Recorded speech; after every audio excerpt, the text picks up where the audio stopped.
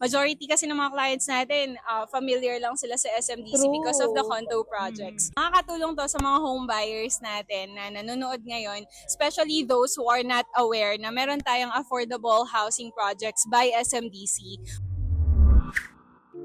Hi everyone! My name is Kim. And I'm A. Kasama namin ngayon ang good guys from SMDC. This is Sir Josh and Sir Glenn.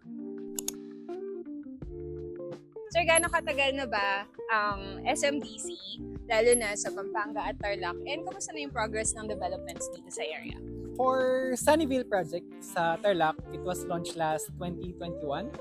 And so far sa development, we have 80% completed sa land dev. We have first batch of house turnover this coming December this year.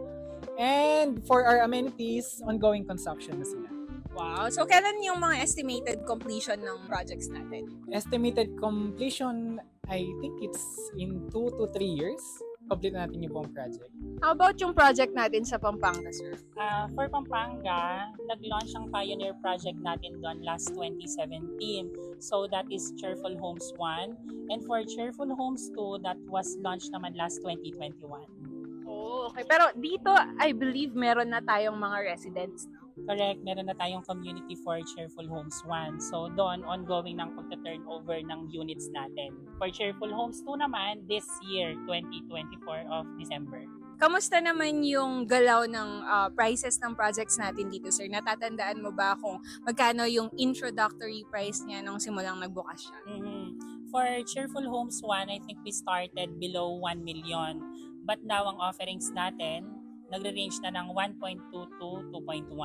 Grabe yung property appreciation. Considering din kasi yung Cheerful Homes, nearest din sa Clark Airport, no? So for Sunnyvale and Sunnyvale Premier, we've started below 1M then I think nasa 500 or 600,000. But now we're offering our lowest package na sa Sunnyvale and Sunnyvale Premier is at 1.6M. So imagine yung price appreciation, di ba, no? Yung mga naunang bumili doon, madami nang kinita, tumaas na, nag-appreciate na yung value ng property nila. So, perfect yun sa mga investors na unang nakabili during the introductory price kasi that means nag-double na agad yung True. price ng property na in-invest nila. That tells us na yung mga future investors and yung mga future home buyers can also look forward sa pag-appreciate ng value ng property kasi nakita nila may history na tumataas. So, eventually, kapag bumili pa rin sila ngayon, it's not too late kasi may potential pa rin na mag-double pa or tumaas pa yung price ng properties. Yes, especially pag naitayo na yung township besides Sunnyvale and Sunnyvale Premier. It's a mixed use since township, no? Medyo malaki-laki ang gagawin natin beside the project. It will be called Morsha, I think yung tawag yata doon sa township. Parang township, ito yung commercial spaces where the homeowners can go there, di na sila lalabas. Tama ba? Correct, oo. For its price, hindi lang kasi property na yung nabili mo for 1.6 yung price niya ngayon, di ba? Kasi yung lifestyle din and yung community. Aside from the community, yung mga unique features din ng mga facilities and amenities natin.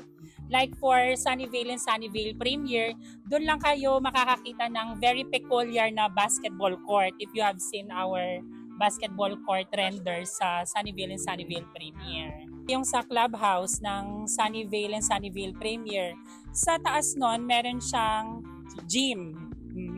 Same is true sa clubhouse ng Sunnyvale 2. Yes, Sunnyvale 2, ayun. Kahit low cost tayo doon, hindi naman pang low cost yung amenities. And facilities. When it comes to developing a certain area bago gumawa ng project, kino-consider din kung ano yung magiging life ng mga bibili doon, ng mga homeowner. And one of the things that we mostly consider is the accessibility of the project. Most of our projects, in terms of accessibility, along the highway sila. So going into the nearest cities, establishments, ayan, napakadali ng transportation. And thank you, Sir Josh and Sir Glenn, for the insights. And one thing that I really like, especially sa mga projects, sa mga house tours na fini-feature namin, guys, kami personally, we don't just promote projects or housing projects for the buyers. Kasi before pa man kami mag-house tour, before pa man kami mag-provide sa inyo ng information, chine-check muna namin yung process ng mga developers. So here, I've worked with these guys for how many years na, and meron na tayong makakatulong when it comes to reservation. They are not just the good guys, but you're gonna be in good hands too. With that in mind, my online reservation, so if you are an OFW at wala ka dito sa Pilipinas, we have an online reservation process in place, and we will pre-qualify your requirements to make sure din na pasok kayo dun sa project na kukunin nyo. Tama ba yun? Correct. Thank you, Sir Josh and Sir Glenn. Thank you and welcome. Welcome to Sunnyvale Concepcion, Tarlac!